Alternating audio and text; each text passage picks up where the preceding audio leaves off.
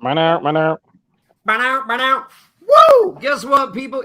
Yes, it's that time. It's another episode of The Giants Guys. Of course, you know me. We're the podcast you love to hate. And I always have got a room full of people, including Vibes. Eli Rax is in the building. We got Michael Stewart, The Truth. And now, listen, I bring in the heavyweights after a loss. Okay? So we're from CBS Sports. I'm bringing in Dan Schneier because we need some help, Dan. We need help breaking it down. We're kind of upset. There's people jumping off bridges. There's all sorts of really, all week long, it's been doom and gloom, and it's only Tuesday. So how are you, Dan? I'm doing well. Thanks for having me on, guys. I'm excited to do this, and I might as well get the shameless plug in for those who are following the stream right now and for those who are coming to us and you guys for Giants content. It's the Big Blue Banter podcast for me as far as Giants go. CBS is a totally different thing, fantasy sports, which is fun, but for the Giants, it's all about the Big Blue Banter podcast for me. So thanks for having me on. Really excited to join you guys and have a discussion about this team and where they're at right now. Yeah, and we want to start off with the 800-pound gorilla in the room, and that is, look, we all were sitting around waiting for Daniel Jones to make that leap, right? We were like, Is he going to make that leap? And I think over the last, 3 weeks, we've really seen a different cat playing, right? And he's looked pretty much as advertised. Big, strong kid. He's been, going through his progressions. He's been looking off guys. He's cut his fumbles. He's cut his interceptions. He's everything a Giants fan could ask for. Then we get a game which we knew was going to be a battle. So the question that I just want to, it's the 800-pound gorilla in the room. What's your thought on this naked? What's up, Brian? What's your thought on this naked bootleg? Because I just want to say this. I got to get it off my chest. I've been having some conversations with people on Twitter. I watch it 3 or 4 times, maybe even more. It looks like Kyle Rudolph starts off with like a shadow block. Then he goes then he engages for 3 seconds. And when Jones is running, it almost looks like Rudolph is surprised to see him out there, right? Like almost like, holy shit, what are you doing out there? And then instead of going for the pylon, Dan, he literally turns it up and takes on the linebacker. And now we have a concussed quarterback. So give me your thoughts on Jones up to this point. And was that a designed play in your eyes? Is that a designed naked bootleg from Garrett? So I'm with you guys. I've looked at that play 4, 5, 6 times, both from the end zone angle, the and also the sideline view on the all 22. From my vantage point, and this is just guesswork because I can't give you guys anything else. It's just like what you guys have been doing. We're all speculating. I don't think that was a design play. I think Jones saw something where he felt like this design run is not going to work. If I keep it, I can get to the edge. And while we could knock him for not trying to get to the pylon, because that's what I would have preferred to, it was just, 1 week ago where he had that 2-point, or was it 2 weeks ago where he ran over that defensive lineman on the 2-point conversion, where he just, lowered his shoulder, trucked him over and got in for the score. So I think that's part of his game. I think I don't like to take away the physical aspect of his game and the physical aspect as a runner as well. Yes, I would have loved to see him get to the pylon, but like you said, Kyle Rudolph looked lost on that play. Several of the offensive linemen weren't blocking as if you would see on a design bootleg. So it just feels like a broken play, and he didn't get the edge, and it sucked. It really did stink. Now, Eli, we talked about it, right? Like, because everyone's out there like killing Rudolph on this play. And I'm like, at first, I literally had to time it out. It looks like he starts off, right, Eli, with like a shadow block or a mirror block, and then he engages, and as Dan just alluded to, he maybe Rudolph thought he was going to come up his ass and, let force it in tight, right? Eli, do not we agree that it looked odd, like I didn't see that right from the get-go? Absolutely. When you see him pretty much run to that play, you kind of see like the defender pretty shocked, like, man, I can't believe he's running outside. Right. But then when you look at Cal, like, for real, then when you look at Cal Rudolph, he's like, man, what are you doing out there? So I think that play was a design to probably just run up inside there. But Daniel Jones, like Dan said, saw something a little bit different and thought he could make it to those pylons. But when he figured out he couldn't quite make it there, his speed wasn't enough. That's when he dove in and tried to make that play. Hats off to him for making that gutsy play. But at the same time, the play was busted. I think he should have, done something a little bit better. But I definitely commend him for trying on that. But yeah, it definitely looked like a broken play design, though. He was just taking it on his own, in my opinion. Dan, any shot he he pulls an Eli and he does a flip to Rudolph or throw it his left hand, anything. I mean, I'm being facetious there, but like, Rudolph maybe drops on that play. Like, is there any chance he gets that off?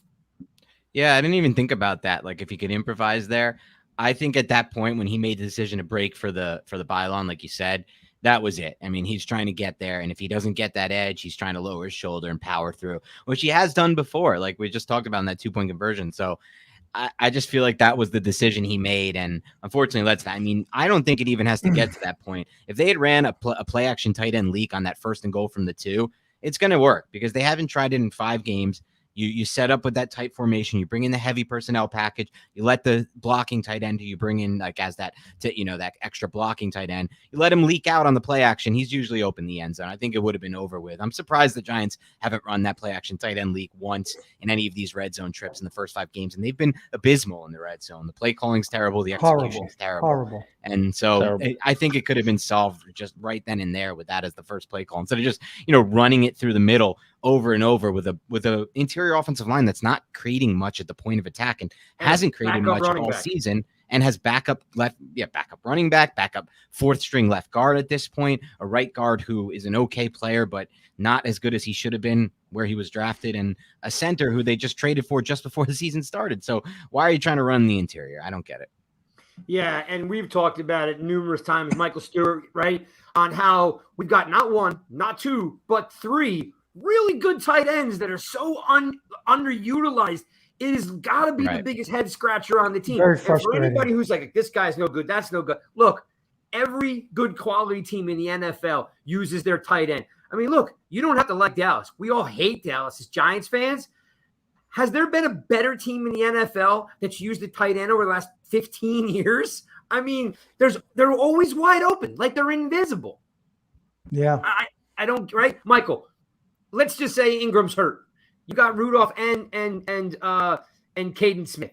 Caden Smith's like this secret that we're not allowed anybody to know how good he is. He's a forgotten guy. That's what Dan he is. alluded to. Michael, couldn't they have just rolled Jones out, put a guy in the corner? I mean, Rudolph's got 41 touchdowns. Yeah. Option pass run kind of thing. Like Dan was saying, that play, Jones tucked it and ran. He had no intentions of passing that ball. He had it tucked in, ready to run. And I'll tell you something right now. They need to talk to Jones. I don't care how big he is. Those defensive players are bigger than him, and they're going to hit him because that is what everybody loves to do on defense, is hit the quarterback. And it happened to Cam Newton, and it's going to happen to Jones if they keep doing this. It's going to ruin his career. I got to throw this up on the screen. This is a salute to our brothers from Italy. Dan, we have fans in Italy, so nice. they're always checking in. They're good folks. What's up, guys? Thanks for watching. What's up?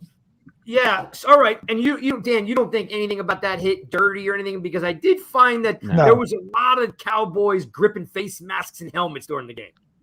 Yeah, not that specific hit I didn't find dirty. I mean, obviously you don't like to see the social media stuff after with the Cowboys kind of celebrating the fact that Jones did get concussed on the play. No one wants to see that, but Jones initiated contact. He lowered his helmet, he lowered the shoulder. And so that's what's going to happen sometimes if you do initiate contact. It was all fun and games when he did it in the 2-point conversion. Like I said, it worked out well, but everybody was like, woo! Obviously here, can't go too much. It's devastating. Again, I don't mean to be a wuss here, but is there any room in the game for reposting that stuff on your Instagram account? I mean, what is that even about? That seems so Bush League. Yeah, I can't disagree with That's you. That's a rookie doing that, Yeah. I'm sure they're going to speak to him. And think about this though, Michael Stewart. Did you watch the tape again? The cornerback sees Jones stumbling and actually goes to help him, right? He's like, whoa, this cat's gonna fall. I forget the corner at the time, but he stepped up to grab Jones from falling down, and then you've got the complete different personality with the backer being like, yeah, I knocked this guy out. I mean, what's up with that? Well, I mean, no, listen, at the end of the day, it is distasteful as far as reposting, but we have to kind of keep in mind the time that we're in now, right? We're in nothing but social media, where everyone has everything at the palm of their hands and their thumbs. So, we got to take it with what it is. He reposted it. Was it tasteful? No. But at the same time and token, NFL football is a contact sport. This collisions are going to happen. So we got to understand that, okay, it's just what it is at this present time, but we all just can't dwell on it and be upset by it. We say our piece and we keep it moving on to the next one, in my opinion. No doubt. No doubt. Dan, talk to me about Jason Garrett. It feels like it's the albatross around this team in so many different ways. And like, I try to like have some positive vibes towards Garrett. He has these moments. If you look at the games, he literally he's on one week and he's off the next week. It's almost like, okay, I'm terrible in Denver, but I'm okay in I'm okay in whatever was it Atlanta was number 2, and then then he's off for the next game and then he's on the next game. Like, is there an opportunity here? Not that Freddie Kitchens would make it better, Dan, but maybe it's the play calling, like when you're going to call these plays, because I actually had a conversation with I'm sure you're familiar with Alex Bachman, who was on a practice squad the last, 3 years. Good cat. He shot me a quick DM and he just said, hey, those plays that you saw, Eli, you remember we talked about it the other night. Michael, Absolutely. we talked about it the other night. Alex said, everything that you saw last week that was clicking against New Orleans was a day one install. So don't be giving don't be going crazy. All the new wrinkles, all day one installs. So question is, like, is this the way it's going to be? Are we going to ride this out for the next, 3 quarters of the season with Garrett, or do you see Kitchens maybe coming in and getting an opportunity to change things up? Well, I think that's really excellent insight you guys got from Alex Bachman, and it makes a lot of sense to me because my big issue with Garrett has been and always will be his overall philosophy. It's not necessarily always – now, the play designs, they were awful. The route concepts were awful in 2020, but they've gotten better. They've really improved this year. He's running a lot more slot verticals. He's running a lot more of these like Yankee concepts and deep and basically plays that utilize the speed of a player like, for example, John Ross, to open up the middle of the field for deep digs and in breaking routes over the middle. He's done better with the concepts. But what Bachman said, which rings alarm bells to me, is that it took the Giants going down 21-10 to start really trying to attack vertically with a pass first approach, with spread concepts, with some empty sets, which they've been using a lot more lately. And that's just how this offense should be operating from snap one of every single game this season. The NFL is no longer a league where you need to try to grind out wins. You need to try to be attacking through the air early and often, right from the start. You don't need to go down multiple scores to do it. Look at what the Buffalo Bills do so well over the last 2 years there. And you asked their coordinator this offseason, do we need to get more balance and run more? He said, no, we don't need to be more balanced. We just need to find a little bit more success when we do decide to run the ball. And that's the same thing with right now with the way Jones is playing. They need to be a pass first offense. And we saw it against the Saints. And honestly, I think Garrett has done a much better job in these last 2 weeks. So I have less gripes right now with Garrett than I've ever had with him. Because, for example, there were plays this week that he really utilized Tony in an excellent way. Not just the routes to get Tony open, but also using Tony pre-snap motion as a decoy to get defenders' eyes' attention on Tony. Where then, for example, there was one RPO they ran where they had Tony come he lined up as a running back with the split backfield with him and Booker out of the gun. They motioned him across to the left. Defense linebacker follows him, opens up the quick slant for Ingram. Easy first down. And then they had the throwback play with Tony. That one could have broken for a touchdown if Barkley's in the game instead of Booker. And if you actually have some athletic offensive lineman to block out ahead of him. My issue with Garrett is less than it ever has been. I don't think Garrett was the reason the offense, and the offense didn't even fully struggle, and obviously Glennon was in the game, but I don't think Garrett's been as much of an issue these last 2 weeks. I just would always like, we talk about it on a regular basis, is, the way the roster is built. We have 2 fullbacks and 3 tight ends. If you're not going to use those guys, like, get rid of them and bring someone else in. Because here's my philosophy is we got a guy like Ingram. We know he's been challenged for whatever reason. We all love him, but he's got his issues, right? We all love him. Who all loves him? I don't know anybody who loves him right now. I think the least liked player on the whole roster. Time out. Let me rephrase it. We have a love-hate. We'll have a love-hate. No. We love the thought. We love the thought and the concept of what he brings to the table. But we are drastically and dramatically disappointed on a week in and week out because there's certain things he can't do. But that's okay because when you've got Galladay and Shepard and now Tony and of course you throw in a John Ross, and even the Darius Slay. Board had a couple flashes. Like when you have those kind of dynamic wide receivers, it's okay to have a traditional tight end. And my gripe is, like Caden Smith can catch the ball.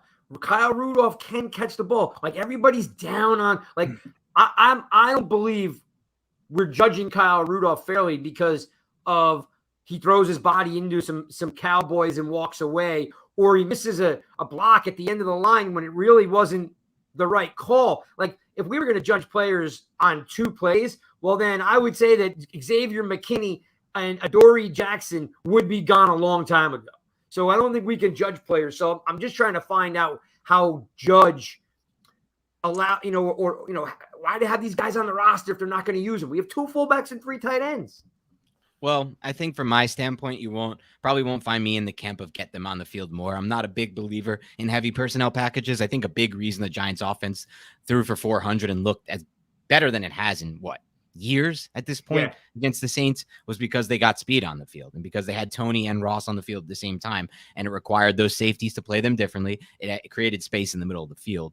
And as far as Rudolph goes, I don't want to judge him on those 2 plays. I'll do you one better though. I'll judge him on all the tape I've watched from him this year. He's cooked right now. I mean, I think, as I told someone this week, I think if he makes it to year 2 of this contract, he'll be better in year 2. Because all of the research lately shows that players coming off Liz Frank surgery, and there's some really definitive research now on this, take up to a full 12 months, anywhere from 10 to 12 months to recover from a speed standpoint. And if you watch Rudolph running these routes, you could use the air quotes run to describe how these routes are being, walked out there. I mean, he can't move out there, and he's a liability on the field because he's not a great blocker by any means, and he has no speed, so he's can't get open. And this is just a total disaster move by the Giants. They knew the surgery had to happen. They decided to sign him anyway because they wanted to honor the contract. It reeks of the Jonathan Stewart signing. It reeks of the Antoine Bethea signing. It reeks of all the, bad free agent splashes that have been a part of this franchise for 4 straight years now. And some have been okay, these free agent splashes. They've done so many. You're going to hit on some, but free agency is obviously not a great way to build your roster. That's been proven time and time again. But as far as Rudolph goes, I don't want him on the field for any more snaps. The one thing I would agree with you on, though, is get Caden Smith on the field, because Caden Smith is a willing blocker. He's pretty solid as a blocker. He runs savvy routes. He's not super fast, but he has a nice job just kind of running his routes crisp and not having wasted movement and kind of beating angles. Yes, he's a big target. Him and Jones have showed a great rapport. They showed a great rapport when Ingram was hurt 2 years ago in 2019 down the stretch run of that season. So for me, the ideal formation would be a lot of 11 personnel with Caden Smith as the lone tight end and, leaving Ingram and Rudolph on the bench. Now, I don't think that's going to happen. They paid Rudolph a lot of money. He's going to continue to play a lot of snaps. No, I'm with you there. And these guys, and Michael, he's been with me a long time. I mean, all last year I had a hashtag that just said, throw K. Smith the ball. Yeah. Because, in 2019, the last 3 games, it was Miami, Washington, and I forget the in-between game. It escapes me at the moment. But those 3 games, it was a 3-game stretch. It's Miami. I'm missing 2019? Yeah. Yeah, Miami, Washington. I know what you're talking about. He had another really big game. I'm missing the team that they played in between, but it was Miami and then another team, and then they ended the year on Washington. 3 games, he had 171 yards and 2 touchdowns. I mean, it's like the guy does exactly what you want him to do. Like you said, willing blocker, definitely has improved as a blocker too over 2 years. Without a doubt. He just catches the ball. Like even if moves the chains. He moves the chains. Thank you, Michael. And here's the thing that where I probably put my stake in the ground is with all these dynamic guys, they're expecting speed, downfield, vertical, downfield. We don't do a lot of it, right? And we're starting to get a little better out of it. So there's nothing wrong with throwing a rollout into Caden Smith 3-4 times a game, because he's going to catch the ball. He moves the chains, as Michael just alluded to. But having 3 tight ends on the field and just bluntly ignoring them, it just seems like a bad roster decision. Like the 2 fullbacks. It just seems like a bad, and I'm not saying get rid of Penny, or I'm not saying anything like that. And I know Steve Goldman here's got a hashtag. It says trade Evan Ingram. I don't even, that should have been done a long time ago. I don't know if that's going to happen right now. Is there do you feel there's any life to trading Ingram right now? well, what are they going to get for Ingram at this point? He's an impending free agent. The best bet you're going to get might be a 5th or 6th round pick at this point. I was thinking 4 or 5. Yeah. There's no shot at a 4 at this point. I mean, Landon Collins was generating a 4 at the trade deadline. There was that fake news that that was debunked later by real sources that the Giants turned down a 3rd round pick for Collins. The most they ever got offered was a 4 for Collins, and Collins was coming off the 2016. I mean, that was 2017, I believe, but he was coming off 2 years back where he was basically in line for NFL defensive MVP with his numbers in that. Yeah, he was like a vote away from defensive player of the year. And so obviously Ingram's nowhere near that level. So maybe the Cardinals get desperate and give you a 5 if you're lucky, but you're not going to get a 4. I just, it's just a shame. And you know what's interesting? Eli, did you neither one of you guys got a chance to watch the game again, right? The 22? No, not yet. I didn't. Not yet. Okay. Not yet. I'm going to also let everyone in on a big fat secret, okay? Because I think we're and listen, anybody, Dan, will tell you, I'm really hard on Ingram. Like, I'm really hard on the guy. But what I'm going to tell you something that I noticed this week, and I started watching a little of the 22 today. He must run 6 3-yard curl routes a game, okay? And he's not good with his back to the defense. He's just not. He jumps every single time. He changes his eye level to the ball every time. But when you put him in space on a seam route or up the sideline, he's acrobatic and he catches the ball. You saw him make that catch this weekend, right? Back completely like not on target. He makes this great catch. I just feel the guy. So are you saying they're using him wrong at this point? What's that?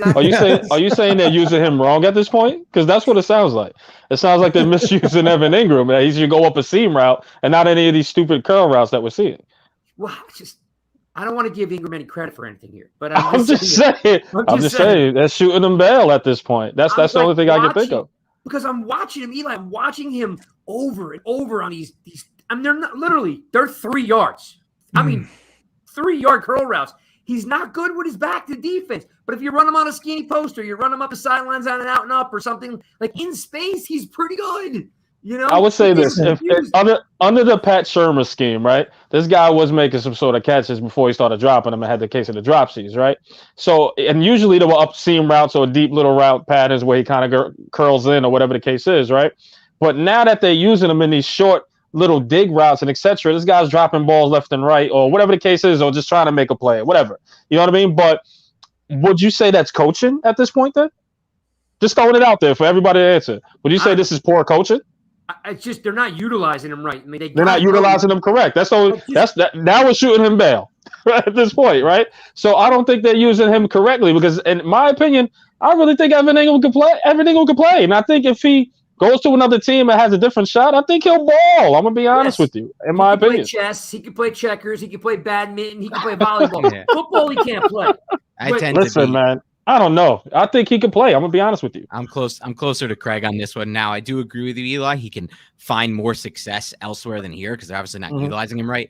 But Ingram, to me, there's so much tape on this now. He's just more athlete than NFL than football player at this point in my mind. Doesn't have great hands. Is not great in contested catch situations when he has to adjust his body in the air. So doesn't have great body control, doesn't have great natural hands. Really, if you watch him catch the football, it's crazy how he tries to catch it. He kind of brings his hands together like this instead of coming out like this. And it's just a wild thing to watch. Also, doesn't really cut well 90 degrees. That's really his biggest problem. That's why he's so bad on these on these route. Yeah, he's not a good route runner. And no, he can run a straight line though. He can run. But he really can be utilized better for an offense. If you have him on the field, you guys are right. Like if you just run him up the seam to create space for other players, like run him on drag routes like Shurmur did. Shurmur basically just ran a crap ton of mesh routes, and mesh is just simply just what we're starting to see Garrett finally use. Thank God Tony got open on one of them this week. Absolutely. It just crossers over the middle, and when he's breaking back toward the sideline or up the field, and I got to readjust my Eli bobblehead here. I'm so happy to have gotten this Eli bobblehead. Obviously, I can no longer. One of those 20,000 that got one. No, well, obviously, no longer I can. Mine's still in the box. Due to my job, I can never go to the games, but my parents both went to that game. My family has some season tickets. They got in super early. my dad was like, I wanted to get in that stadium early. So they both got two and they gave one to me. They said, it'll be good to keep on the podcast and things of that nature. But yeah, Nice. Anyway, the point is like, he can be utilized better for sure, but I just don't know if ball is the term I would use personally, Eli. And I know it's possible. Like, it is definitely possible. He's got so much athleticism, but I just don't love him as a football player. I got a question for Dan. Before we talked about Ingram, what we can get for him, and you said the Cardinals. Why did you say that? I was curious. Well, it's just a 2-2 thing here. I don't know if it's going to happen. There's no tea leaves yet, but they did just lose their starting tight end, Max Williams, to injured reserve. Oh, okay. So it makes some sense from that standpoint. The Bills were always rumored as potential options, especially with the connection between Brandon Beane, their GM, and Dave Gettleman. But Dawson Knox, their tight end, is having a breakout season. So the Bills are now off the table, I would imagine. So really, there's few teams, I believe, that would kind of look for him in a trade. Yeah. And one more thing before we continue. But Dan, let's just take a look at James Bradbury a little bit. Do you monster last year, but this year he seems to be struggling in coverage a little bit, especially on the man. What do you think his issue is? What do you think is happening as far as this year? Yes, he got a couple interceptions, some plays back, but there's a couple routes he's been getting burnt on. What do you think? Is the scheme fit, or is he just having a down year? What do you think? Yeah, I don't think it's the scheme in this case, and like you said, I mean, he's been burned in back-to-back weeks. The first one was by a former undrafted rookie free agent in Marquez Callaway. That's not great. The second one was by CeeDee Lamb, who's an unbelievable football player, but not the biggest straight-line burner. I think the problem right now for Bradbury is not much of surprise to me because he was burned on these types of routes during his tenure in Carolina. Remember, he came over to the Giants as a high upside but potential risky signing at that price tag. And then he had a breakout year in Patrick Graham's system. And it felt like, to me, the way they used him, things worked a little bit better because back then the Giants, had other things going on. They were able to run a two-gap system with Dalvin Tomlinson on the field where they just basically could just put nobody in the box and still stop the run. Now they have to add extra guys to the box. They were able to have Jabril Peppers, who's been kind of injured and playing a different role, being that alley defender, crashing downhill, helping them in that regard as well. They were generating pressure. I don't exactly know why they're not generating any pressure this year versus last year because honestly, the personnel should be better than it was last year, but they're simply not generating pressure. And so when you have things like that, a quarterback has time to dial up those deep routes. And Bradbury's always been susceptible. He's not a very fast straight line runner.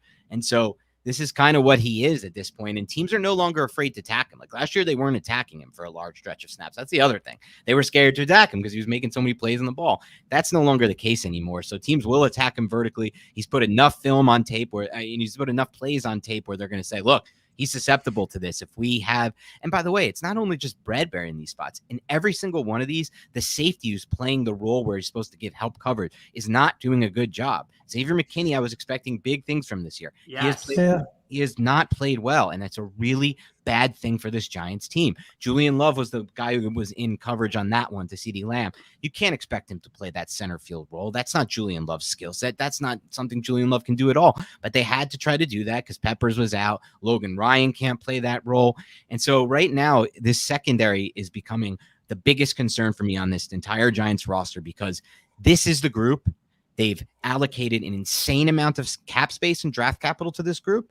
And they've dipped into their future cap space to create cap space this year by pushing back those contracts. So Logan Ryan, it doesn't matter that he's entering his age 32 season.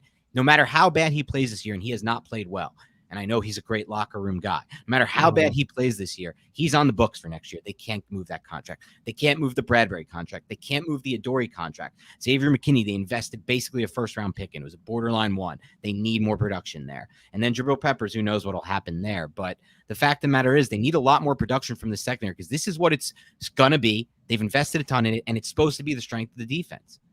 So let me Totally jump on agree. that too because You got me I had getting tears. this philosophy for a couple weeks now, and listen, certain guys gel with other guys, right? It doesn't matter if they're talented or not, right? They're just certain guys work well with other guys, and there is something to be said about Love, Holmes, Yadam, Logan Ryan, and Peppers last year. For whatever reason, those guys made it, and Bradbury, those guys made it happen. And now you've got a new, Love's kind of the utility guy.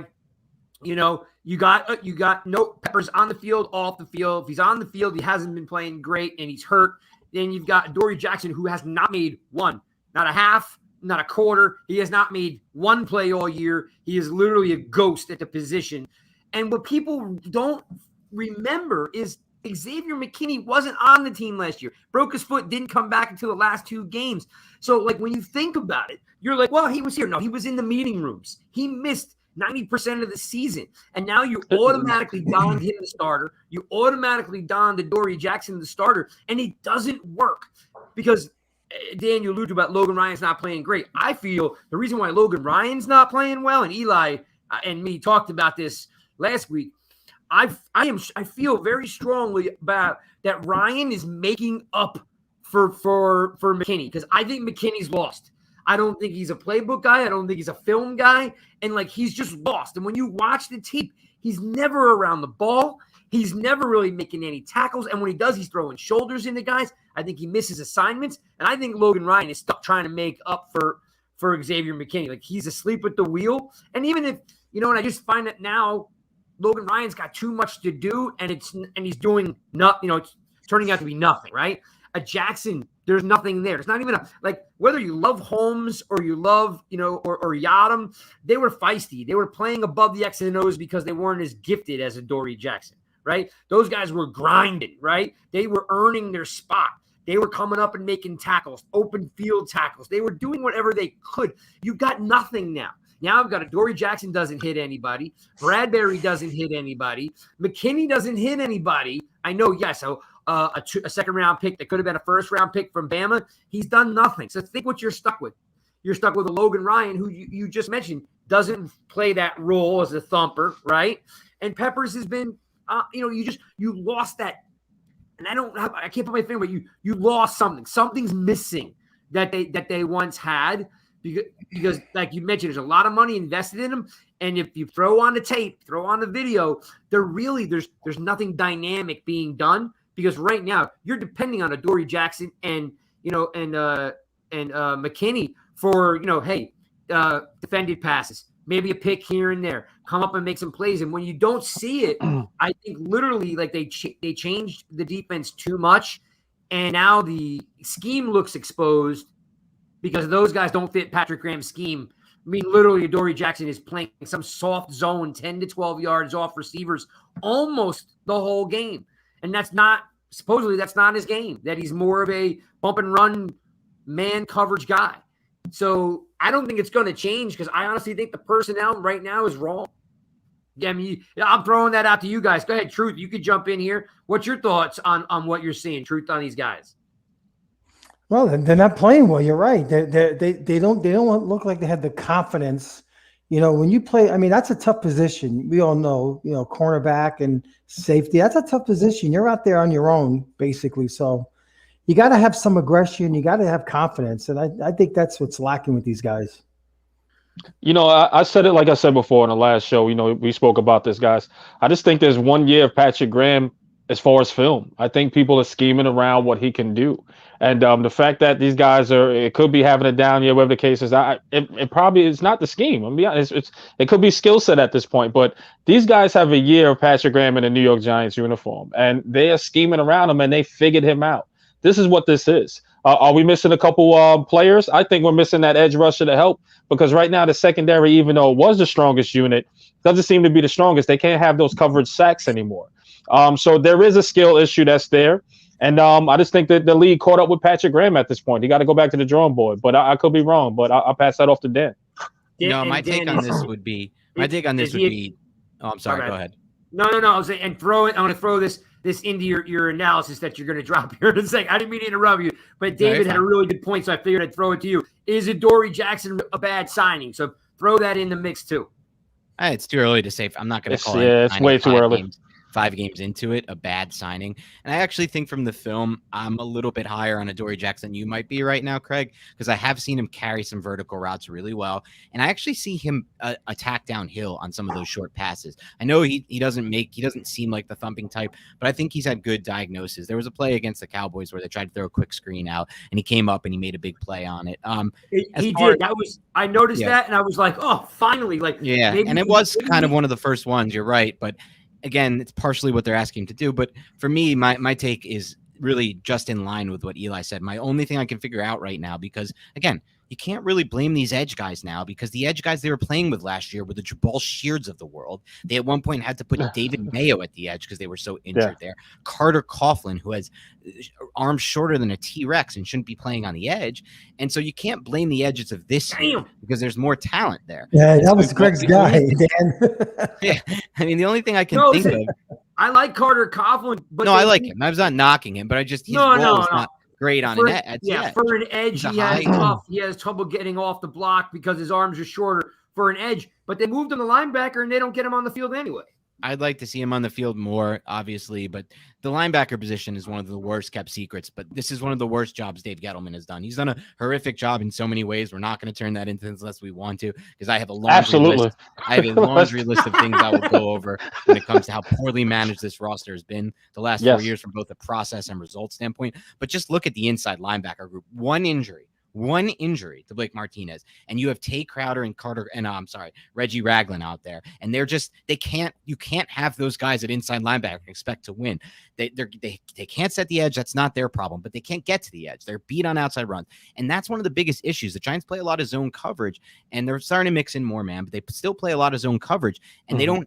And Blake Martinez was actually a really good zone coverage defender. He's not a good man coverage defender. I'm not going to sit here and tell you can carry a fast running back up the seam or a fast tight end up the seam, but he was really smart and aware in zone coverage and kind of helped that whole second level where to be, getting in throwing lanes. You saw a lot from Tyler Fackrell, who did a really good job of getting in throwing lanes, making things difficult for the quarterback. There's no difficulty right now for these quarterbacks as far as linebackers and second level defenders in the throwing lane. And just like Eli said, now offensive coordinators have a full year's worth of film on Patrick Graham. And part of the problem is Patrick Graham right now. He's not adjusting. They're getting beat in the same ways week after week, and they're not adjusting in week. And I don't feel like the talent is, and it's hard to say, I'm not going to totally blame him, because to me, this is not how you should ever build out a roster, by just loading up your assets on the interior defensive line on guys who don't rush the passer consistently, like Leonard Williams and Dexter Lawrence and BJ Hill before him, who actually could rush the passer, but they never gave him an opportunity to. And now he finally has one with the Bengals, and he has 3 sacks. But it's partially that, but it's partially on Graham. He needs to adjust. I'm with Eli on this. That's my biggest issue right now for the Giants defense. Yeah, it's been rough, because again, they came into the season as the 9th ranked defense, and you kept waiting for next week they'll figure it out. Next week Eli be like, Graham, you better do something sooner or later, and we keep waiting waiting. There was a point last season, Craig, where literally an offensive coordinator for an opposing team, Brian Schottenheim from the Seahawks, said that Patrick Graham's doing so many unique and disguisable things in coverage that we literally couldn't game plan for this Giants game. We just had to use our bread and butter plays and hope that we execute right. And they didn't. They couldn't execute on those plays. And it's mind-boggling to me to go from that to what we've seen this season. It's not like the Giants have played much talent besides Dak Prescott at the quarterback position. Taylor Heineke is not playing good football. He is not a good quarterback. Matt Ryan's playing the worst football of his career by far. And Teddy Bridgewater actually had an amazing game against the Giants, but hasn't really replicated it. But these are not all-pro quarterbacks until Dak. All right, we make them look like all-pro quarterbacks. Yeah. We do. Yeah, absolutely. Absolutely. So let's dig into that a little bit, right? On the Graham thing, because like we were saying, they invested all this money in these corners and safety, and they're not playing, up to par, right? We all agree that they're not playing up to par. I agree. Yeah. But the somebody's volume's too high. You're getting an echo. The point that you made a second ago was interesting, because there were guys like Marcus Golden and Kyler Fackrell that nobody really loved, but they made a difference. They worked in the system. So now that we've replaced them, they just don't seem like it. Just seems like you had guys that made the system work, and now you have guys that don't make the system work.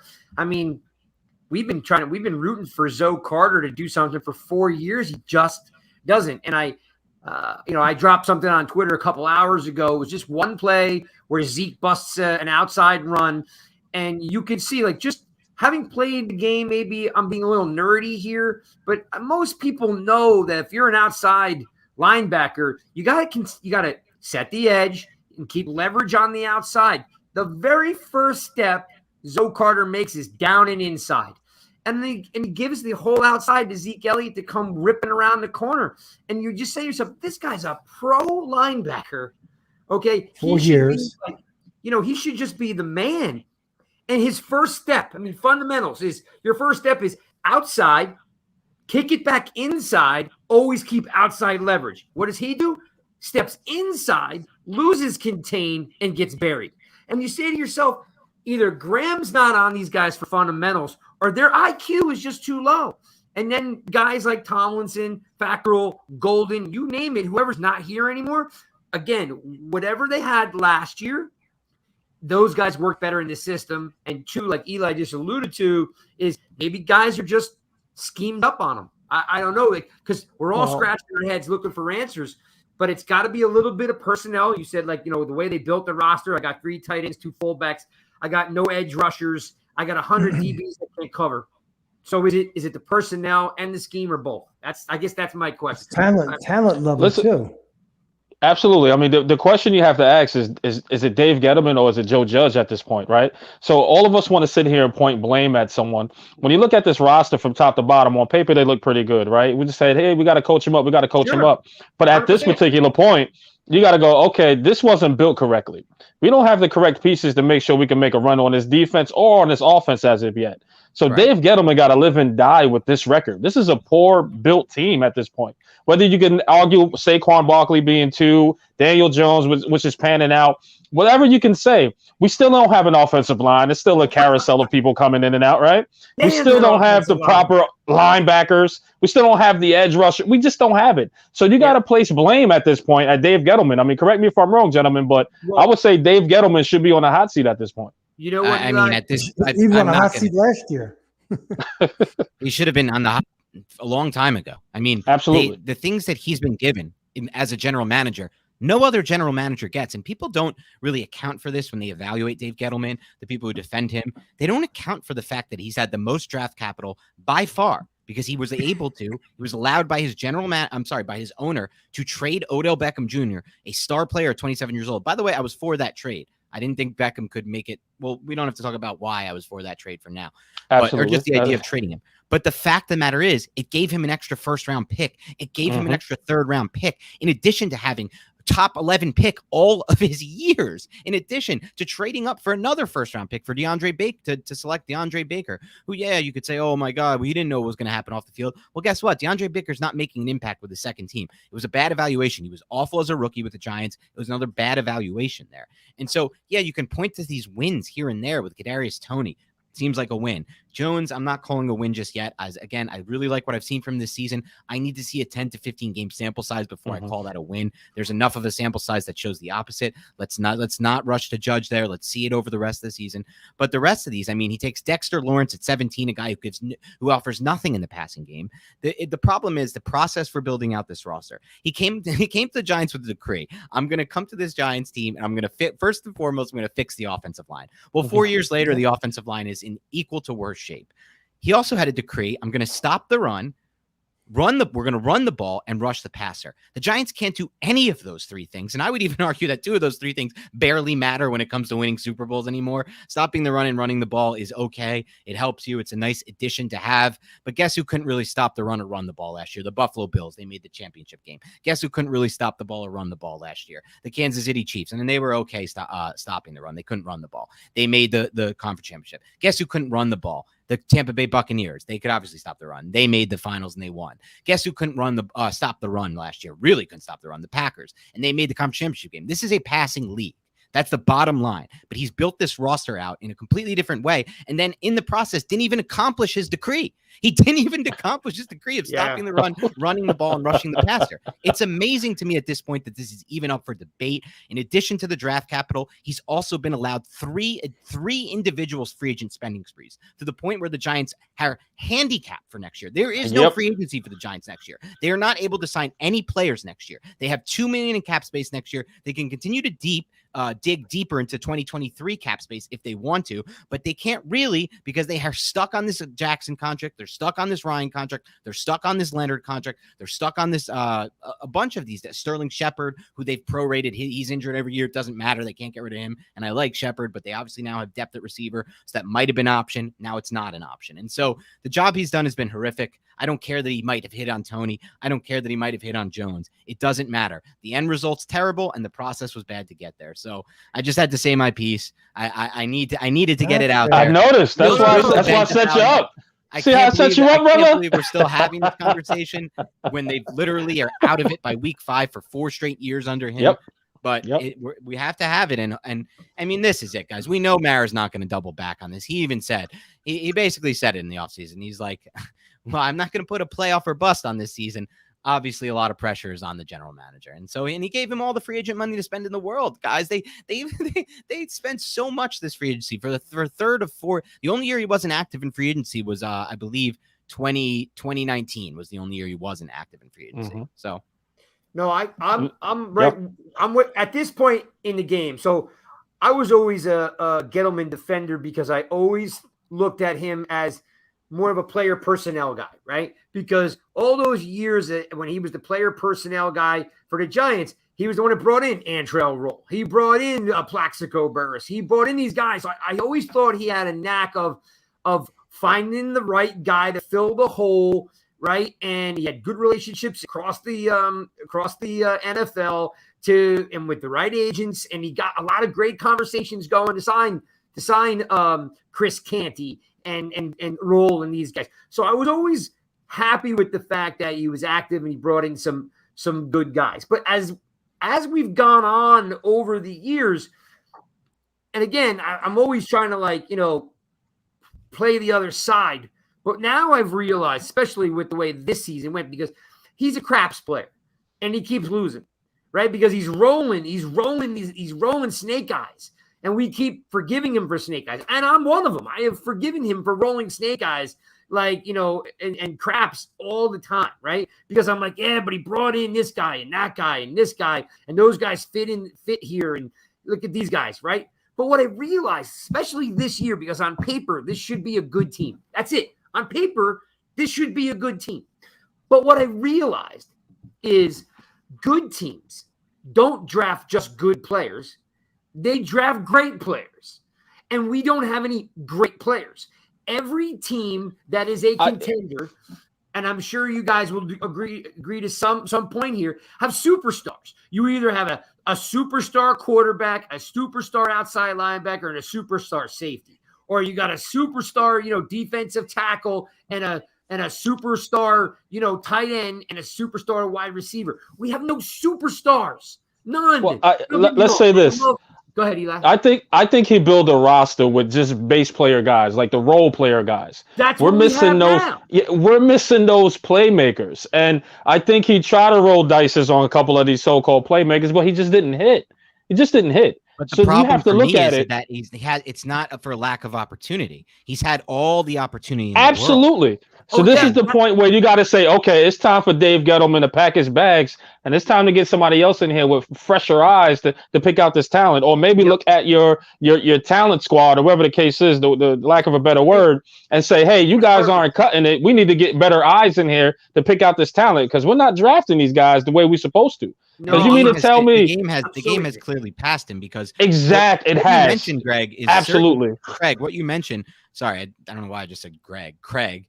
Obviously, I sometimes mess up names, which is just a weird thing. It's all good, Dan. We're all friends here. That's correct. Absolutely. Anyway, Craig, what you mentioned Dan, is I've true. been called worse. I've been called worse. Fair enough. It's true. He had played a good role in their personnel decisions 10 to 15 years ago, but his ideas and his concepts for building a winning roster now are outdated with the current rules of the NFL. And I knew that going in, and some of us knew it immediately. We knew the process was bad, but there was still some hope, like you said, that maybe he just can out-evaluate the rest of the league. But that's simply just false. That's a bad way to go about things, thinking that he can outsmart the league. It's what he thought he could do with the Barkley pick. It's what he thought he could do with a lot of these picks. And not only that, he's taking interior defensive linemen at 17th overall who can't rush the passer. And like, you look at it and you just look at it, the overall scope of this roster. You say it's a great roster on paper, right? Everyone said it was a great roster on paper. Even I got fooled into predicting this team would win 10 or 11 games. I really did feel like they would win 10 or 11 games for the season. And I quickly came back to down to earth when I realized that this roster isn't as good on paper as we think. Because why? And I know we all agree with this. I've seen your guys' analysis, and I know you guys know football to know there's 3 real things that make a difference in football. Winning the trenches, so offensive line, winning the trenches on the defense, and quarterback. That's really it. You have those 3 things, and you could go. We have a horrific offensive line with one player that we can count on moving forward. We're praying, too, with Parrott. We know Gates was a solid player for them, but now that could be a career-threatening injury. Unfortunately, he had like the Alex Smith leg break where it's like multiple surgeries, and who knows if he can ever come back. So really, you can only count on for sure one of these players going forward out of 5. That's not good. And then on the defensive line, yeah, there's great interior big-name guys like Leonard Williams and Dexter Lawrence who don't impact the passing game at all. They required a 17th overall pick, a top 65 pick, what they traded for Leonard Williams. I think it was 64 overall, a $25 million a year contract against the cap. That's growing. Leonard Williams' cap hit next year is like 27 mil, and then it goes up to like 28. And he's not like Aaron Donald in the passing game. And you need to protect the passer. You need to be able to win at the point of contact on the offense line. But on the defense side of the ball, for the most part, like, you can scheme up blitzes here and there. You can try some blitzes occasionally. But for the most part, it's about, can you get pressure when you rush 4 and drop 7? Most of the snaps across the NFL are just simply rush 4, drop 7. And when the Giants rush 4, they get no pressure whatsoever. And that's on Gettleman. No, I agree. It's dead on. And that's kind of where I was going. Because guess what? Listen, there was a guy, I'm dating myself here a little bit. Michael Stewart, you jump in with me here if you remember. There was a defensive end the Giants had in the 90s. His name was Chad Bratsky, okay? Oh, what a player. Yeah. Yeah, like this him. guy. And by the way, who we love, friends of the show, Dave Tolleson, same character, okay? Bratsky, Dave Tolleson. Yeah, exactly. With But why did you love him? Indianapolis. So, Dan, we had on Dave last year, great guy. We're still friendly with him to this day. He literally told us, he's like, guys, Tuck would come to us and say, man, I'm getting doubled. Dave, go get me a double team so I can get a sack. Like that was his role because the motor was so high that guys, listen, Dave Tolleson and Chad Bratsky were not A-level players, but the motor that they had required people to pay attention to them because they were good football players that if you gave them a little bit, they would burn you. And we don't have anything because if Leonard Williams had one guy, excuse me for pontificating here, just one guy on the other side that could do anything, because you could take Zimenez and I'm sorry.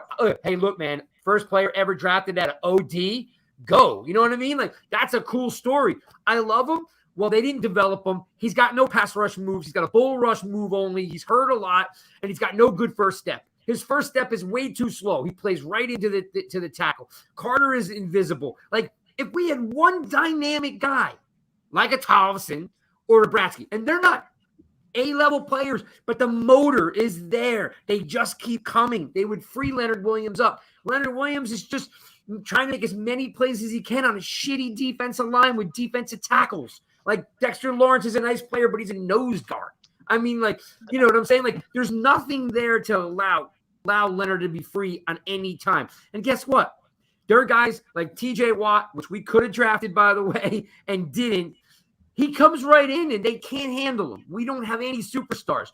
Blake Martinez is a pretty good, maybe top 5 middle linebacker, and when he's not there, you feel it right away. They've got nothing. So for all, and Eli's point, well taken, Eli, and I thank you for saying it. You know what? You draft a lot of role guys, a lot of good players. You got to have 3 stars. It doesn't matter what position it's at. There's got to be 3 legit stars that make everyone else's life easier. And right now, there's no stars. I love Jones, and I think Jones is going to be the guy. He's not a star yet. Barkley's not on the field to be a star. Like, the team needs a guy that you're afraid of. I think that was my My premise was we're not dangerous. We're not dangerous. Oh, we lost him there. He was on a tangent, man. He must have listen, burnt out. He must have burnt out. Absolutely. So he'll jump back on for sure. But go ahead, say something before Craig comes back, because here he is. I think the Giants next year, I think they got to change and go back to a 4-3 because they don't have the personnel to do a 3-4. I don't see it. And of course, we got different change some players, but they just don't have it. 3-4, you got to have dominant nose tackle. You got to have guys who can seal the edge and come off the edge. You got to have linebackers. Absolutely. Yeah, that's what I'm saying. Yeah. No, I agree. Shout out Fly Guy. But go ahead, Greg. Let's finish up your point if you can. I know you got cut off there. We're all talking about let Dan say what he needs to say. Yeah. Let Dan come on in on one of these Dan, things there. But the Giants possibly changing their defensive scheme, possibly.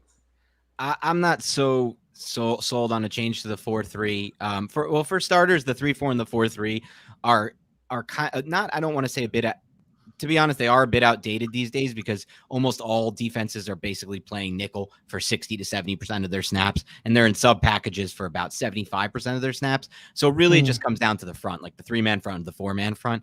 And I agree with you; it might be better for them personnel wise, but it's going to take too long. Remember, they don't have any free agent cap. They can't do anything in free agency. So now are they going to try to find a 4-3 defensive end in the draft? Well, now they have to try to find 2 4-3 defensive ends in the draft. And now they also have to try to find backers that can play in this system. And they also have to try to find, offensive linemen still because and they still need to find offensive linemen. And so I like the idea in theory, but I think it's too far gone at this point. And actually, I'll be honest with you, I do kind of prefer in general 3-man down. Like what Graham was doing last year, I liked a lot with those 2 star defenders playing like off the edge. You see the Ravens do it. You see the Patriots do it. You see a lot of these consistent defenses running that. You see Brandon Staley over there with the Chargers running a defense like that. It's really like a hybrid defense with just 3 guys down and just and you have your peppers, your alley defender. But, ultimately, the bigger issue is when they are rushing 4, which is every third down, basically, they're just not getting there ever. And Leonard Williams doesn't get there. Dexter Lawrence doesn't get there. Austin Johnson's generating basically the most consistent pressure on this defensive line. Nuts. Like Ojulari has the 3 sacks. That's great. But from a consistent pressure standpoint, it basically has been Austin Johnson, which is just not, you just can't have that. Mm-hmm. Yeah, I agree. It is at the level. It's a head scratcher. Like I said, we keep drafting. That was the kind of the premise is that we're drafting a lot of nice football players, but no, we just haven't hit on one star. Like I said, like we passed on TJ Watt, and Ramczyk. Like we just needed to hit on one guy, one. Maybe Thomas becomes a superstar. I don't know. Maybe Jones, but. We just have a lot of nice football players, but they're not great. Yeah. I mean, Tony could be a superstar potentially, I think. Thomas, I think, is their best prospect on the roster, given age and importance of position. But again, part of the issue here is the process. And this was something that a lot of us complained about right from the start. And I liked Gettleman at first too, Craig. I wrote articles about it. I was big on board with him after his first press conference. Just kind of like Joe Judge. It's a lot more talk than walk for both of these two. And I was big on it with Gettleman because I thought he was going to try to fix this offensive line. And he even did take one swing in year 1. But when you take an interior offensive lineman at 34 overall, you cannot miss. This is not offensive tackle. You're allowed to sometimes miss an offensive tackle at 34. Sure. When you take an interior offensive lineman at 34, you need to land Braden Smith. You need to land Eric McCoy, who's a great immediate player for the Saints. There are plenty of examples of interior offensive linemen hitting in the top 35. It should be an easy eval. And I liked Hernandez, so I was wrong on that too. But the fact of the matter is that's your job to get it right. That's his job. And I knew from the start that he wasn't committed to what he was saying when he decided not to trade back and take Quentin Nelson and instead dump the pick at a running back at the worst position you can possibly dump the pick in. And we're not going to get into the Barkley thing now, but for a guy who's supposed to be touched by the hand of God and a gold jacket player, his mental processing on run plays is subpar. It's the only way to describe it. He does not hit the hole vertically a lot, and he finally did that this game. That was the sucky You know part. what? You took the word. You know what? I thought he did it. I thought he did it a little bit versus New Orleans as well. But when you look at it, he finally started to do it as well.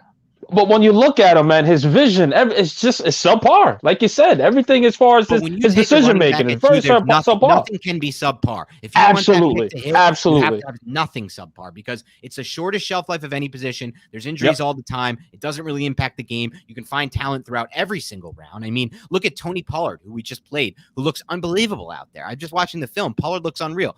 4th round pick, Kareem Hunt, 4th round pick. Nick Chubb 2, and that's like going out of even Dalvin Cook 2. That's like going in the high end of it. You can find and guess what? Aaron Jones, the Packers 4th round pick. You just can't be making these kinds of decisions in 2021 and expecting to build a good roster out. Doing that, taking an interior defensive lineman doesn't rush a pass for 17. These things the writing was on the wall for all of this before the decisions were made. At the time of the decision, there's no hindsight needed, and that's why we're at where we're at. We didn't build a team that can be really good in the passing game or in stopping the pass, unfortunately, right now. And even through all that, they showed signs in New Orleans that they could be really good in the passing game. They really did, despite not having a great line. Like they don't have a good line. They just have Thomas holding it down on an island, and then they're kind of just scheming around the other 4. And Jones was good enough with the speed they had out there that day with Tony and Ross opening things up, and Galladay looked great that day. Like I feel so much better about that side of the ball, which is crazy because we went into this season thinking we were going to feel so much better about the defensive side of the ball. And this is just like last year. They crapped a bit. Amazing, They crapped a bit. Thinking the offense was going to be good and the defense was going to be bad. And then it was the opposite. And then this year, they just can't seem to get both sides of the ball working together at any time. I was watching the All 22 on the Saints game, and I'm positive not a lot of people noticed it because they just, unless you're looking for it, you don't see it, because but I think it had to be like 35 snaps they ran double tight ends. Caden Smith and Ingram, or Rudolph and Ingram, were in the same time helping out block on the end because you got Jordan coming from one side, Cameron Jordan, and then Solder getting blown back every moment. But Solder was playing right tackle that game because Thomas was still healthy. Literally 30. I have the number somewhere here. I wrote it down there. 35 snaps, double tight ends. You're wasting 2 tight ends just to make sure Solder has help. I mean, it's a travesty. You know what I mean? And you're right. Like we went in thinking the defense was all right. Cool, we could. We'll sleep on the defense because we know they're going to be fine. We're not going to, lose any sleep or grow any gray hair on that. And now it's completely the opposite way because we're starting to see some spark. Even this decrepit, beat up journeyman offensive line has shown some moxie. You know what I mean? Like they are not very talented, but man, at least they're playing ball. You know what I mean? Like, and to your original point was, Barkley, the last 2 games seemed less tentative, and he had. I think you were going to say something and you stopped, Dan. Did he not have like an 11-yard run where he hit the hole completely fast and straight line, and he blew right up on the linebacker, and we were all like, "Whoa! I haven't seen him do that," because he's a home run hitter and he kind of likes to pat around a little bit. Were you not going to say that? Because you sound like you stopped yourself. Did he not have a great run this week before he got hurt? Yeah, I don't know if it was this week necessarily, but at least from like an 11 standpoint, but even just the 2 4-yard runs he had, I thought he did a great job of getting vertical fast. That's something he has to do a better job of in general. He likes to bounce the runs outside if the hole's not there. Sometimes the hole's just not going to be there, especially with an interior offensive line that has Wes Martin at left guard, Billy Price at center, and Will Hernandez at right guard, in addition to Nate Solder at one of those 2 tackle spots. Like, the holes aren't going to be there often, and these tight ends aren't great blockers either. Not that many are. It's so hard to find a 2-way tight end in the NFL, man. Like, it is like near impossible. But he has to just take what's there. He's a 235-pound back. He can power through a lot of these tackles and create extra yardage that can help them get into, better situations than when he bounces it outside. But I don't have overall with Barkley. That's not my concern. I mean, I still think he's a great player. I'm just not heavily invested in that position, making enough of a difference. So what do we do? What does this rest of the season look like, guys? We can't go status quo with this, right? I mean, there's got to be something like Shepard's probably going to come back this week. What is the? I'm throwing this out to the rest of you guys. Like Michael, I don't want you to fall asleep on me there. What does the rest of the season? What does the rest of the season look like, Michael? Like, is this it? Are we just going at it the same way every week, or are we going to? Well, look, see a lot of Tony. Look, you got these are professionals. You got to go out there and play football. The schedule is very brutal, and we just have to be realistic. Just play hard. I tell you one thing. I think there's some of these guys. I would play some of these younger guys right now, like a Pert over Soldier. I would give him a shot. What do you got to lose? You got to see what he has. Guys like that. Ojulari, I give him more snaps. Let him play. Let him loose. Just go get him. That's what I would do with him. Listen, I'm gonna be honest with you. If we haven't seen anything good from this team, what is it now? Week 4, week 5, whoever the case is. This is the team. Right now is evaluation time. Who can stay? Who can go? But right now, this isn't the team that was advertised and that's supposed to be here, in my opinion. But we're at this point. If the defense isn't gonna flash now, they ain't gonna flash later. The offense is going to continue to do its thing as far as these big curl routes. I mean, the only thing that, to be honest, the offense has been coming alive. I'm going to be honest with you. I'm shocked on that too. But that's the only thing I look forward to. Who can we keep at this point right now? Let's eval these young guys and let's see what we can do. But again, Dan, I'll pass that off to you. What do you think? My thoughts would be short term. One thing you definitely got to do is bench Solder for Matt Peart. Enough is enough. Yeah. Hands down. It can't possibly be worse than what Solder's putting out there. I don't understand what's going on with the coaches and why that's been the case.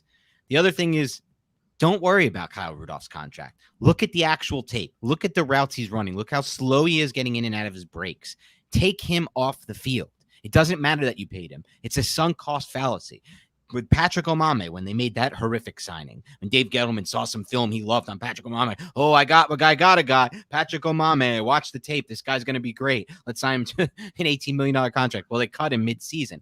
At least they had the balls to cut him mid-season and not continue to double down on that mistake. Great point. And so I want to see those two things. And then for me, the rest of the season is all about one thing: consistency from Daniel Jones. I'm not as far along as you guys are. I'm higher on Jones right now than I've been since his week 1 debut in 2019. But I went into this season thinking that the Giants, I was most likely going to be looking at quarterbacks in this draft class. He's changed my mind on that. I really like what I've seen, but I'm not willing to call him the franchise quarterback after a 2-game sample size of things I've liked. Denver wasn't great. Washington wasn't great. It had great moments. It was much better against the Saints and was good in the limited snaps against Dallas. They're starting to do concepts that work much better for him. And I think he's starting to do a much better job, like you said earlier, Craig, of coming off reads, of not locking onto reads. But I need a consistent sample size. I need 10 games or more. So my focus for the rest of the season is Daniel Jones. Daniel Jones is basically all that matters to me at this point. They're 1-4. They're unlikely to sneak back into. They might sneak back into a wild card. Dallas is too good in my mind for them to win this division right now. Maybe wild card again if they're lucky. But the focus for me is Daniel Jones. I'm writing that down, Dan. Yeah, I'm just thinking like, I'm writing that down. You said wild card. I'm writing that down, man. If they're lucky. If they're lucky, exactly. Write it down. Dan said it's something we do on the show where we write the hot takes down and we revisit it later on. Well, so we're gonna write that one down. Wild card. Trust me, I don't think this team is making the wild card. It's too late. It's too late. Let me be clear. I said if they're lucky, they'll make a wild card. We'll take it. We'll take it. Good backtrack, man. Good backtrack. This team's obviously not making the wild card. Heck no. Yeah.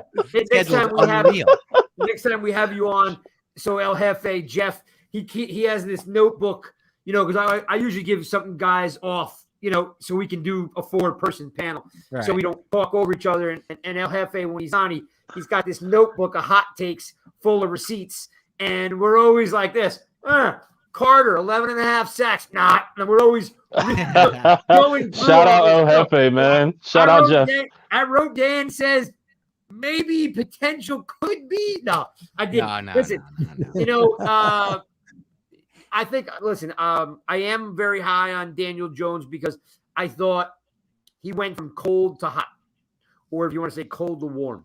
You know what I mean? Because he was literally, whether it was system-based or, new offensive line, whatever it was, he looked lost when the season started. And you were like, oh, man. You're like, and there's really not a big, long list of great college quarterbacks right there now to take anyway.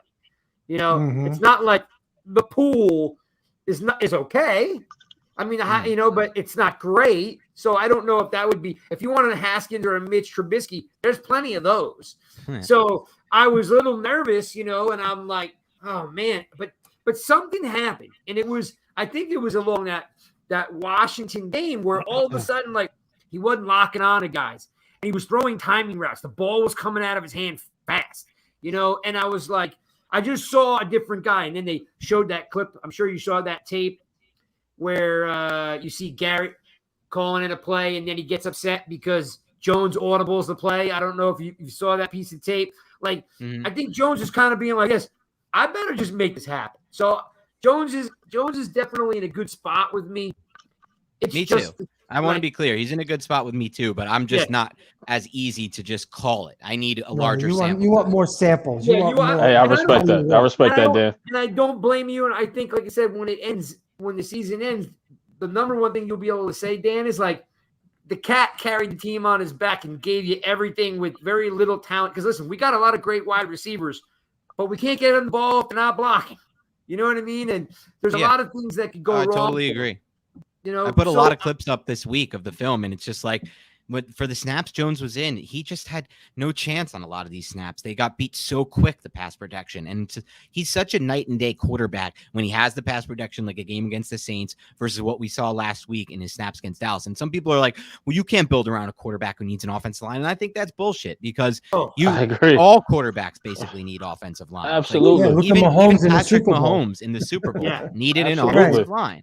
And we're not talking about elite offensive line. I'm not saying Daniel Jones needs an elite offensive line. What I'm saying is he needs a capable offensive line.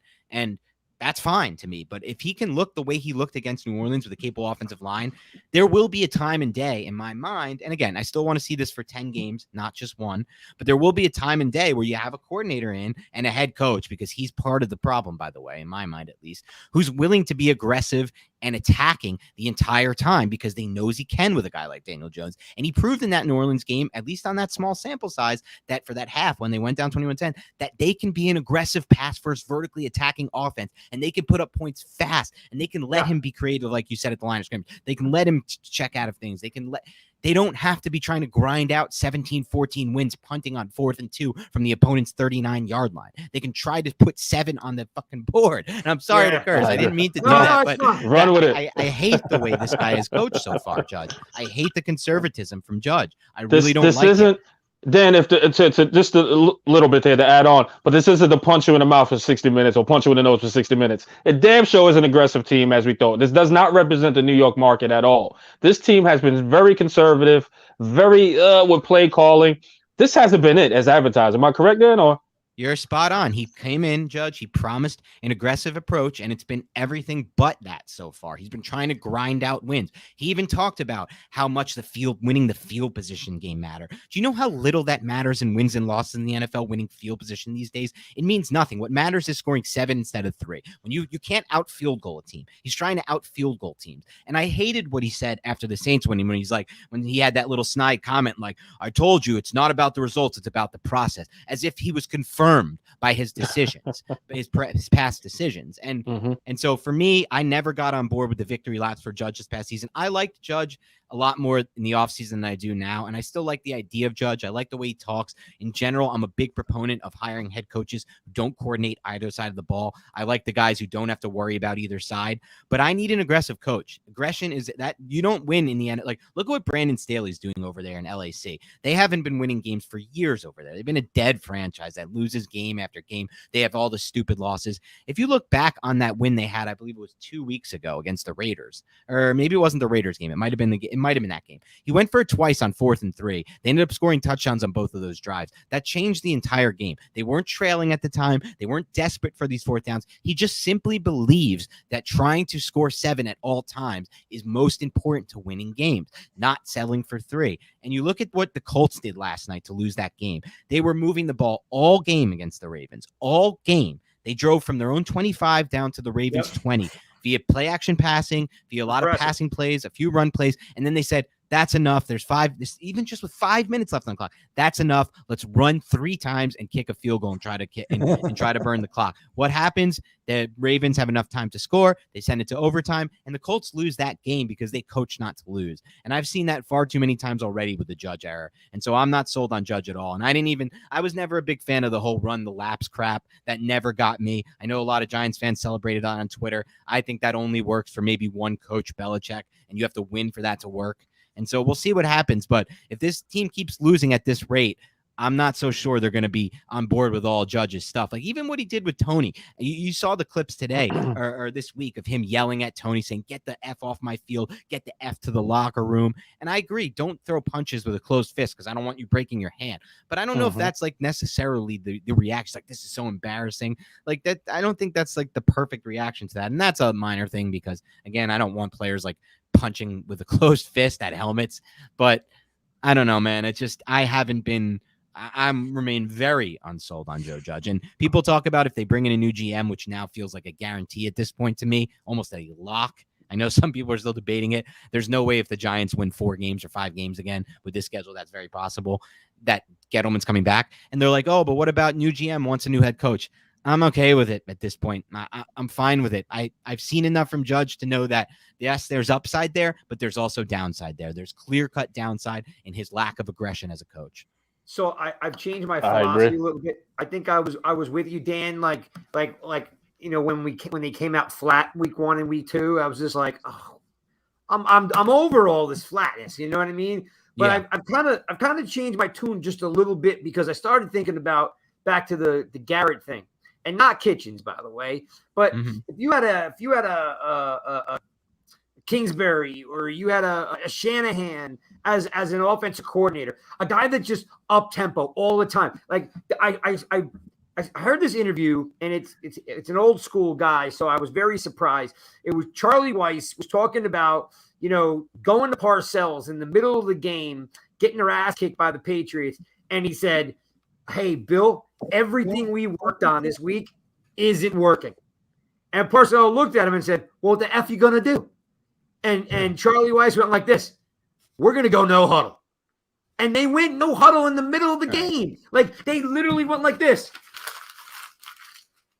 And they threw out the playbook and they went with it. And that's what great coaches can do, right? So instead of doing all this thing with the big script and here's my whatever, like the big list of plays, like, if you had a guy like a Kingsbury or Shanahan or any of these guys that had a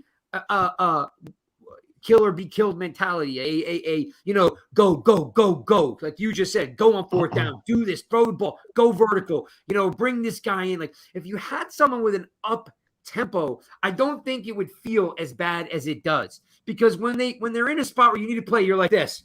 Oh no, here comes a screen pass, or here comes a run up the middle. No, let's hand it to the fullback. Like, that's what you're expecting. And that's what's driving me crazy, is bringing an offensive coordinator with some balls, a young nerd. Give me an offensive nerd who's just literally just wants to go, put the pedal to the metal, right? And actually have some fun with the tools that he has. And then secondly is, I think the NFL is different nowadays. I don't think that Mara's going to move on from Judge, because I think that they're tired of doing the 2 out and the 2 out and the 2 out and the 2 out. Because when you bring in a new coach and GM, you're signed on for 3 more years of losing. And the Maras, who I don't care what anybody says, the Maras want to win. I don't know if they know how to win, but the Maras want to win. They care. They're not a absentee, ownership. 100%. They want to win. They may not make good decisions, and there's plenty of NFL owners that make bad decisions. Now we're in that bucket, right? But I don't think they're moving from Judge, but I think the NFL is going to move a little bit. I think that someone's gone. There's no shot. I know, Eli, you said he's coming back.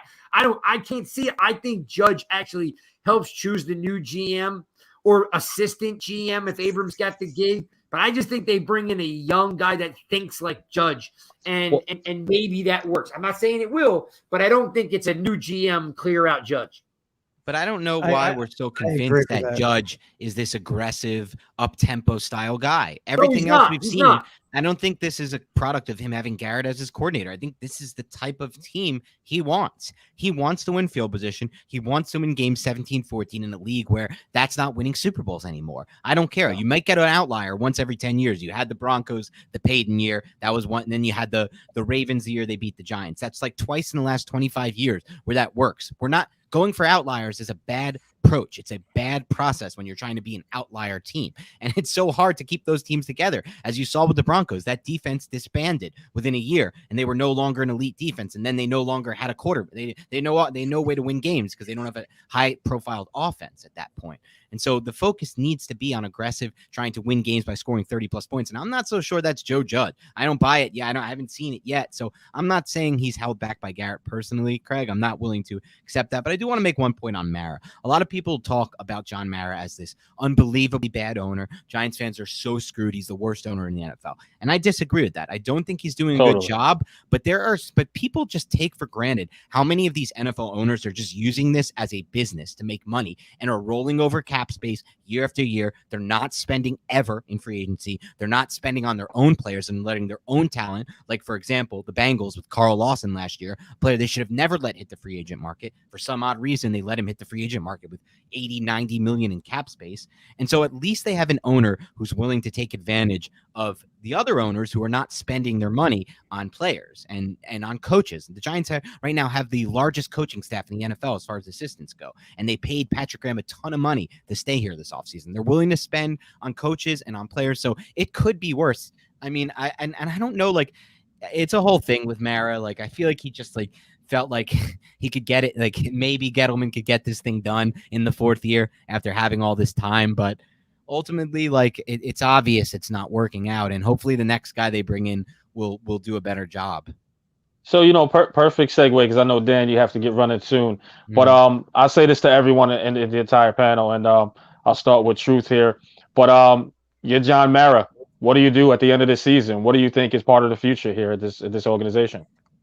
Well, I think I agree with Dan, and I said it all this week. Gettleman will be fired. I firmly believe that.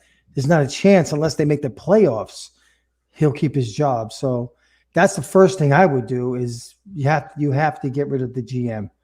I have a feeling Judd's going to stay. Everything I've read, I think they like him. Mara and Tesh they like Judge, and he's going into his third year of a 5-year deal. I think they'll keep him, give him one more shot. No. Wait, But Dan, you're what going do to you see a think? lot of roster changes. Do you want him? Yeah. Do you want him to stay, Michael? Yeah, I do. I like Judge, and I agree with a lot of things that Dan was saying too. But I like Judge. I think he needs another year, at least one more year. Awesome. I do. Dan, what do you think, Dan? So there'll be two different answers: what I think will happen, what I want to happen. I'll start by what I think will happen. I think that they'll fire Gettleman, or he'll quote unquote retire, and they'll probably promote from within. But I'm not sold on that. I think there's a strong possibility that they look at this thing and they say, all right, this didn't work out. We need a new, fresh mind from outside the organization. I think there's actually a chance, better than ever before, that they go outside the organization. Now, I think they will and should keep the guys they have managing their cap right now on the squad. I think they've done an excellent job managing the salary cap for decades plus. That's fine. That's all good and well. But like you guys have said, there's problems with the scouting. There's clearly problems with the talent evaluation. There's clearly problems with the process of how to build a roster. Those are all things that need to be changed and might be improved with a fresh voice. Now, as far as what I think will happen at the coaching spot, I think that they'll hire a GM who's willing to take on Judge as a coach, and I think that they'll keep Judge. Now, I wouldn't personally lean toward not doing that. I personally lean towards, well, first of all, I definitely give the GM, if it was me, freedom to hire whoever he wants who thinks will be the best coach. I don't like the idea of forcing a coach on a GM. Having said that, I also probably, I'm leaning right now, I'm 50-50, but I'm leaning toward wanting to move on from Judge. I don't know if I see this aggressive thing changing much. I think this is kind of who he is. And I've just never been a big supporter of the way that he's going about some of these things, like making these guys run these laps, like all of those things that, like, we saw Giants fans celebrate. They ran laps around MetLife. Joe Judge. It's all good and well. I don't even know why we were celebrating Judge so much for his rookie season. They won 6 games. 4 of those came against quarterbacks who are no longer starting in the NFL. They're all not starting right now. He had one meaningful win in his first season. That was not an accomplishment to me. They played hard, but I remember writing about when I covered the Giants 24/7 Sports, the back end of that Pat Shurmur 2018, where the Giants won like 3 or 4 games. And I remember writing over and over every week, well, they're playing really hard for Shurmur. I like Shurmur. They're playing really hard for Shurmur. That play really hard for narrative, I think gets kind of dragged into a point where it's overstated a lot by a lot of fans and a lot of people over time. And I think it's very false, and it's not very predictive of what's to come, of good things to come, I should say. And so for me, I'm not so sure there as far as what I would do, but I think that they'll probably keep Judge and have a new GM. That would be my guess. Mm-hmm. Yeah, I think that's pretty accurate. I mean, I don't think they're willing to give up on Judge that quickly, because Michael said, I think they like him. I think it comes down to, Dan, your question is why he was being celebrated. I just think it comes down to the fact that they lost 3 games by a total of 6 points. And if you have guys execute, you win those games. I mean, Evan Ingram can't catch a cold. If he catches that ball, you have a walk-off in Philadelphia, right? You have a couple games where it's a penalty and a I mean, it felt, compared to what Shurmur, and listen, and Pat Shurmur is an offensive guru, right? We really like him. Maybe just not the greatest head coach in the world, or maybe there was no discipline at all. I don't know, but you didn't, at least with Judge last year, you felt like they were, I know you were saying it's a cliche, and it is playing hard, but there was fight in the team, and Logan Ryan wanted to bring players in that wanted to play here. Guys were like, I'll play for Judge. I'll play for the Giants. You know what? Yeah, I'm in. So you knew there was something there. There was something to hold on to that I think people were excited about because, again, 3 games by 6 points. They could have went any way. So I think that people in their minds are calculating that as a close win. So it felt good. And now it's kind of gone off the rails. So we're hoping to have some fun with the rest of the year. So anyway, we've kept you long enough. Thank you for hanging out with us, Dan. Eli, Truth, if you got something to say, I'll let you guys wrap it up because we're gonna, let Dan go, do the Dan stuff that he's got to do. He's probably got a podcast. He's probably got stuff to cover. What do you got for me, Eli? You got some final things you want to say? No, let Eli go last. Go ahead. Great. No, you're great to close it. You're better than I am. It was a pleasure talking with Dan. I do read your stuff, and this was fun talking to you about football. I enjoyed it. I had a great time too, guys. Thank you so much for having me on. This was a lot of fun and a great conversation. No, really great. Eli, give me some words of wisdom. Words of wisdom. Buckle up. It's going to be a long season, guys, to be honest with you. So definitely, man, thank Dan for coming on, man. You're the brother, man, from another. So I appreciate your time coming on the show. What a show. I appreciate everybody for tuning in as well. And like I said, it's going to be a long season, guys. Buckle up. And like you said, look at Daniel Jones and look at this team and start evaluating. Let's go from there. Good food. Yep. Good food. Well done. Cold beer. Good conversation. We ride it out. We have some fun. Nobody's happy, right? And we all have the right to complain, especially me. I'm a season ticket holder. I feel like I just threw money out the window. Yeah. You know what I mean? My dad feels the same way. He's so angry. Yeah. Listen, Dan, I am right there with you because I'm driving 2 hours to the game and back each time, right? Because I'm down here by Philadelphia. Like I'm driving up there, and I'm like, oh, what am I doing? But here's the thing, guys. I can't tell you we don't all want the same thing. Because we do. We all want the same thing. Exactly. But look. Good food, cold beer, good conversation. We're going to continue to try to figure it out and have some fun with it. Listen, if anything you can rest on Jones, Ojulari, and Tony Thomas are fun players to watch. That's what you got, man. I don't care if you just watch one player. It's a start. Yeah, you've got 4 or 5 guys, regardless if it's Gettleman or not. I don't even care. I wasn't ringing his bell. I was just saying that. You got Tony and Ojulari and Thomas Jones. You got a couple players to rest on. So buckle in, as Eli said. This is another episode of The Giants, guys. This is on YouTube, so it'll be ready to rock. We don't even have to produce it. It's ready to go for you to consume, download, upload, share with your friends. Hit the subscribe button. Bang, bang, bang. We appreciate that. Dan, how do I get you back on more towards the end of the season? You make some time to squeeze this in your busy schedule, maybe? Yeah, for sure. Especially during I think I'm at my best in the off season around the draft. So that might be even the best time because I do a lot of the draft will be good. Yeah. Yeah. It's Well, going to be a big draft for the Giants. They don't have any money to spend in free agency, so they're going to have to hit these picks. Let's do it, brother. That is Absolutely. Michael Stewart. That's the truth. Like literally, I've been doing this for 10 years, and it's like, the website nygiantsrush.com. We do about 12,000 readers in the month of April, and I put it all on Stewart there because the dude like literally is the draft guru. I mean, he is knee deep in it. He's already firing me stuff on the side. It says, "Hey, I found 3 outside linebackers at Eastern Minnesota," and that's I mean, he's knee deep in it. There's nobody better. All right, thanks guys for listening to another episode of the Giants Guys. Thanks for tuning in. Thanks for the questions, Adam, Joseph, Steven, the rest of you guys. Oh, thanks for tuning in, Fly Guy. We love you guys. We're out. Peace.